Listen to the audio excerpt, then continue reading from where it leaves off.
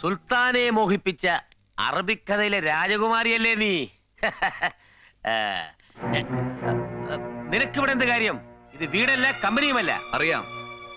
Moraes group of ടെക്സ്റ്റൈൽസിലെ ഒരു സാധാ ഗുമസ്തയ്ക്ക് എന്റെ ഡാഡി ഇഷ്ടദാനമായി കൊടുത്ത ബംഗ്ലാവാണിതെന്ന് എനിക്ക് നല്ലതുപോലെ അറിയാം. നീ ഇപ്പൊ എന്തിനാ ഇങ്ങോട്ട് വന്നേ? മനഃപൂർവ്വമാണ്. ഡാഡിയുടെ ജീവിതത്തിൽ ഒരു നീരാളിയെ പോലെ അള്ളിപ്പിടിച്ചിരിക്കുന്ന ഇവളുടെ സാന്നിധ്യത്തിൽ എനിക്കത് പറയണം. പറഞ്ഞു തൊലക്കടാ. തൊലഞ്ഞുകൊണ്ടിരിക്കുക. മൊറൈസ് ഗ്രൂപ്പ് ഓഫ് ടെക്സ്റ്റൈൽസിന്റെ പ്രോഡക്റ്റുകൾ വാങ്ങാൻ ആളില്ലാതെ മാർക്കറ്റിൽ കെട്ടിക്കിടക്കുന്നു. അതിനിടയിൽ പ്രിയദർശിനിയെ തോൽപ്പിക്കാൻ തുഗ്ലക്കിനെ പോലെ 20% ശമ്പളം വർദ്ധിപ്പിച്ചതിന്റെ ദുരന്തം. ഈ വർഷം കമ്പനിയുടെ നഷ്ടം ഭീമമായിരിക്കുമെന്ന് ഓഡിറ്റേഴ്സ് പറയുന്നു. ഇതൊന്നും ശ്രദ്ധിക്കാൻ ഡാഡിക്ക് സമയമില്ലല്ലോ. ഒന്നുകിൽ പ്രിയയുടെ തലയെടുക്കാനുള്ള തന്ത്രം, അല്ലെങ്കിൽ ഇഷ്ടക്കാരിയോടത്തുള്ള ഉല്ലാസം. ബിസിനസിന്റെ ത്രാസിൽ ലാഭവും നഷ്ടവും ഉണ്ടാവും. നീ എന്നെ പുതിയ ഉടനെ പട്ടികയൊന്നും പഠിപ്പിക്കണ്ട. പിന്നെ തന്ത എങ്ങനെ ഉല്ലസിക്കണമെന്ന് പറഞ്ഞു തരുന്നൊരു മകനെയും എനിക്ക് ആവശ്യമില്ല. ഡാഡിക്ക് ആരെയും ആവശ്യമില്ലല്ലോ. കാലത്തിനൊത്ത് പ്രൊഡക്ഷന്റെയും മാർക്കറ്റിംഗിന്റെയും തന്ത്രങ്ങൾ മാറ്റാനുള്ള എത്ര പ്രപ്പോസൽസ് ഞാൻ വച്ചു. ഡാഡിക്കും ഡാഡിയുടെ ഗുണ്ടകൾക്കും അതൊന്നും മനസ്സിലാവില്ല. എന്റെ തുണിമില്ലേ ഇനി അങ്ങ് അറബിക്കടലിൽ താണുപോയാലും എനിക്കൊന്നും സംഭവിക്കത്തില്ല. അതിനേക്കാൾ വിളതരുന്ന വിത്ത് ഞാൻ വേറെ വിതച്ചിട്ടുണ്ട്. പക്ഷെ ആ അണ്ടർഗ്രൗണ്ട് ബിസിനസ്സുകളിൽ നിന്ന് ഡാഡി കൊയ്തു കൂട്ടുന്നത് ദുരന്തങ്ങളായിരിക്കും. ഡാഡിക്ക് ചെറിയേക്കാൾ പ്രായമുണ്ട്, കൂടുതൽ പരിചയവും. അത് മറക്കണ്ട. എന്റെ ഡാഡിയുടെ പ്രായം നീ എന്നെ ഓർമ്മിപ്പിക്കുന്നോ? അതറിഞ്ഞിരിക്കേണ്ടവൾ നീയാ. എന്റെ വീട്ടിൽ അഴുക്ക് തൂത്ത് കറ പിടിച്ച കുറ്റിച്ചൂലുണ്ടോ? നിന്നെ അടിച്ചറക്കാം.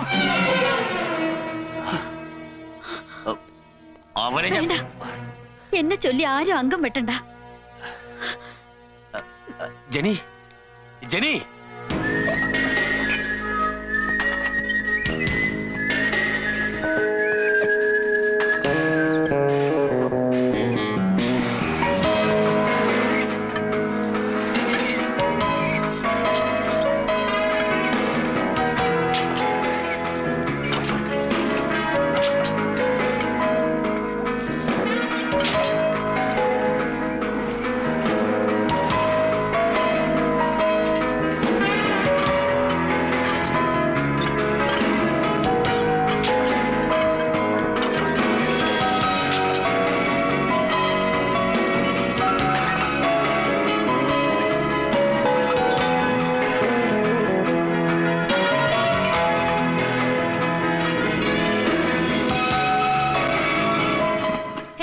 പുറത്ത് വെയിറ്റ് ചെയ്യാനല്ലേ ഞാൻ പറഞ്ഞത്?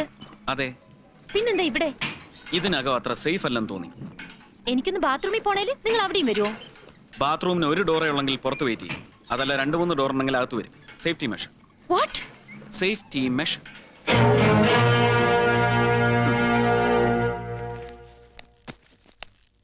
മമ്മിയുടെ മോള് സുന്ദരിയാണല്ലേ?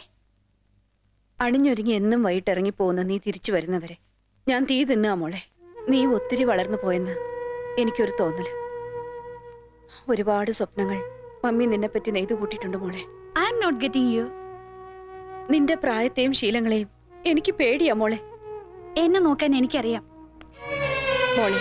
ഉപദേശിക്കുമ്പോൾ നിനക്ക് മമ്മിയോട് വെറുപ്പ് തോന്നും. പക്ഷെ നീയും എന്നെ പോലെ ഒരു അമ്മയാകേണ്ടവളല്ലേ. ഇത് മമ്മിയുടെ ടീനേജ് പോലൊന്നുമല്ല. വീടിന്റെ ചുമരുകൾക്കുള്ളിൽ വീർപ്പ് മുട്ടി, marriage, delivery. Oh, I can imagine. I want to fly mummy. പറന്ന് പറന്ന് അങ്ങ് ദൂരെ ദൂരെ എവിടേക്കെങ്കിലും. ശരിയാ മോളെ. ഓരോ അസ്തമനം കഴിയുമ്പോഴും നീ എന്നിൽ നിന്ന് അകന്നകന്നു പോവുകയാണ്. Don't be silly. Okay, by.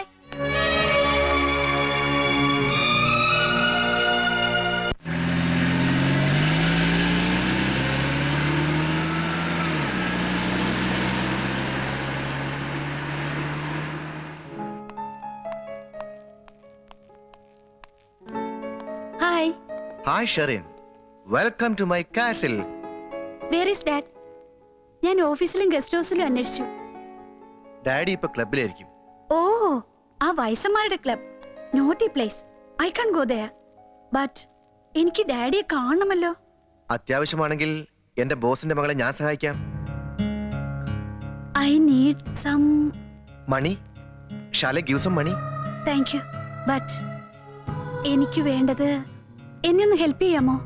Definitely. Order ചെയ്താൽ മതി. ഞാൻ കാൽ കീഴിലുണ്ട്. എന്നെ തെറ്റിദ്ധരിക്കില്ലല്ലോ?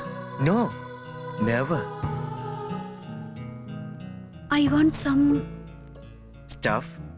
Yeah. ഐ തിങ്ക് സിറ്റിയിലുള്ള എല്ലാ ഡ്രഗ് സെന്ററുകളും ഡ്രൈ ആയിപ്പോയോ, ഒരിടത്തും കിട്ടുന്നില്ല. ഷെറിൻജി, വൈകുന്നേരം ഒന്ന് ചൂടാകാൻ നിനക്കും നിന്റെ കൂട്ടുകാർക്കും ഇത്തിരി സ്റ്റഫ് വേണം അല്ലേ? അതിനെന്തിനീ ഒളിച്ചു കളി? ഞാൻ തരാമല്ലോ. യു ഈ സിറ്റിയിൽ മയക്കുമരുന്നിന്റെ മഴ പെയ്യിക്കുന്നത് ഞാനാ. ഈ ഷോർട്ടേജ് എന്റെ ബിസിനസിന്റെ ഒരു തന്ത്രം മാത്രമാണ്. പക്ഷേ നീ എന്റെ ബോസിന്റെ മകളല്ലേ? ഇവിടെ ഒരു നുള്ളു ലഹരിക്ക് വേണ്ടി ഇന്ന് രാത്രി എല്ലാവരും അലയുമ്പോൾ നീ മാത്രം സ്വപ്നലോകത്തിൽ വിഹരിക്കും.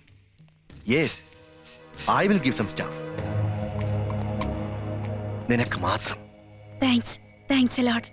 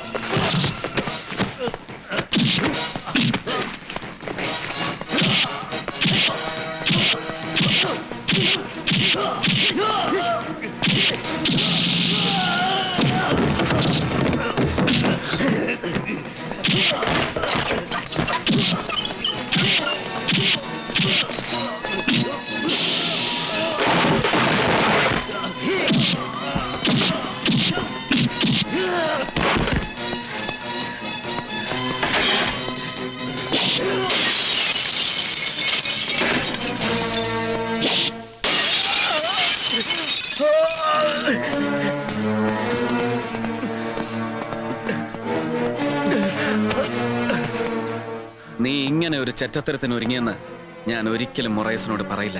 കാരണം എനിക്ക് നിന്നെ അവനെ ഒരുമിച്ച് കിട്ടണം. അയ്യോ, എന്റെ മോളെ, മോൾക്ക് എന്ത് പറ്റി? മോളെ, എന്ത് പറ്റി? എന്റെ മോൾക്ക് എന്ത് പറ്റി? മോളെ, എന്ത് പറ്റി? മോളെ, ഇവക്ക് എന്ത് പറ്റി? മോളെ, കണ്ണു തുറക്ക്. എന്താടാ ഇത്? ഞാൻ തന്നെ പോലെ ഒരു ചെറ്റയല്ല, അതുകൊണ്ട് തന്റെ മോള് രക്ഷപ്പെട്ടു. അല്ലെങ്കിൽ അവളെ ഇപ്പോ വല്ലവനുമൊക്കെ ചവച്ചു തുപ്പി തെരുവിലിട്ടേനെ. ഓ, നീ എന്റെ മോളെ രക്ഷിച്ചു. പകരം നിനക്ക് എന്താ വേണ്ടത്? പണം? ബ്ലാങ്ക് ചെക്കാണ്. നിനക്ക് ഇഷ്ടമുള്ള എഴുതിയെടുക്കാം. ഓഹോ, അപ്പൊ തന്റെ മകൾക്ക് ഒരു ബ്ലാങ്ക് ചെക്കിന്റെ വിലയുള്ളൂ? പിന്നെ നിനക്ക് എന്താണ് വേണ്ടത്?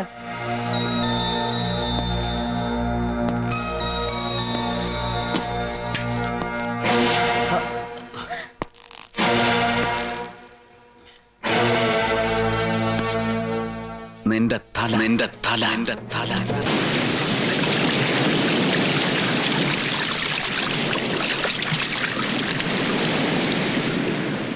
അയ്യോ, എന്റെ വീട്ടിൽ വന്ന് എന്റെ തോക്ക് ചൂണ്ടി അതും എന്റെ തലയ്ക്ക് വില പറഞ്ഞിരിക്കുന്നു. അവൻ ആരുവാ? പ്രിയദർശിനിയുടെ കാവൽ നായ ഗൗതം. മൊറൈസ് എന്ന ഈ സിംഹത്തിനെ നോക്കി കുരയ്ക്കാൻ ആ കില്ലപ്പട്ടിക്ക് എങ്ങനെ ധൈര്യം വന്നോ? അവന്റെ യജമാന സ്നേഹം, അല്ലാതെന്താ? നമ്മുടെ താവളത്തിൽ നുഴഞ്ഞു കയറാൻ അവൾ അവരൊരു തുറുപ്പിയിട്ടാക്കിയിരിക്കുകയാണ്. അന്നവിടെ തലയെടുത്തിരുന്നെങ്കിൽ ഇന്നൊരു പുതിയ ശത്രു ഉദിക്കില്ലായിരുന്നു. അവൻ എന്റെ മകളെ രക്ഷപ്പെടുത്തിയത്രേ. ഷെറിൻ കൂട്ടുകാരുമൊത്ത് അല്പം ഓവറായി കാണും. ആ അവസരം മുതലെടുത്തിരിക്കും. നല്ലതും ചീത്തയും തിരിച്ചറിയാൻ എന്റെ മകൾക്കറിയാം. അതിന് അവന്റെ സഹായം വേണ്ട. ഇനി മുതൽ അവന്റെ പിന്നിൽ നമ്മുടെ കണ്ണും കാതും ഉണ്ടായിരിക്കണം. Yes sir.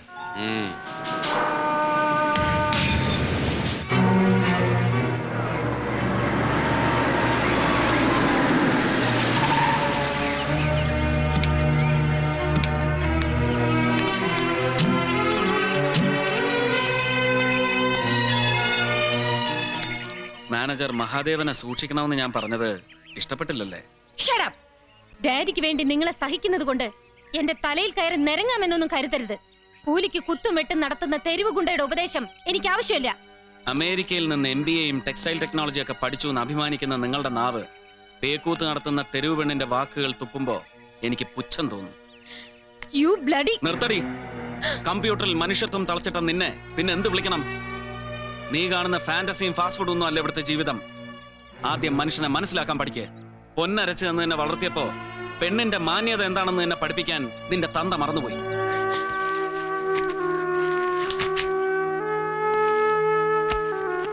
ചോരയിൽ കുളിച്ചെന്റെ ബാബ കിടന്നപ്പോ ഒരിക്കൽ പോലും തിരിഞ്ഞു നോക്കാത്ത നിന്റെ തന്ത എന്റെ ബാബയുടെ മുന്നിൽ നിനക്ക് വേണ്ടി മുട്ടുകാലിലിരുന്നു. അന്ന് എന്റെ ബാബ കൊടുത്ത വാക്ക് പാലിക്കാൻ മാത്രമാണ് നീ എന്ന വിഴുപ്പ് ഞാൻ ഇപ്പോഴും ചുമക്കുന്നത്. ഇങ്ങനെ വല്ലപ്പോഴും ഒന്ന് കരഞ്ഞു പഠിക്കും. ഇപ്പോഴാണ് നീ ഒരു പെണ്ണായത്. മൊറൈസ് ഗ്രൂപ്പ് ഓഫ് കമ്പനീസിന്റെ പുതിയ ബ്രാൻഡ് നെയിം ജെന്നി. പുതിയ ടെക്സ്റ്റൈൽസ് യൂണിറ്റിന്റെ പേര് ജെന്നിഫർ അപ്പാരൽസ്. ഇന്ന് ഡാഡി അവളെ പിടിച്ച് കമ്പനിയുടെ ഡയറക്ടർ ബോർഡിലിരുത്തി. നാളെ ഈ വീട്ടിൽ എന്റെ അമ്മയുടെ കിടക്കറയും. ജെറി, മമ്മിക്ക് പ്രായമായി. പക്ഷെ നിന്റെ നാവ് കൊണ്ട് അത് ഓർമ്മിപ്പിക്കരുത് മോനെ. മൊറൈസിന് നേരെ ആരും അങ്ങനെ വാളം കൊണ്ട.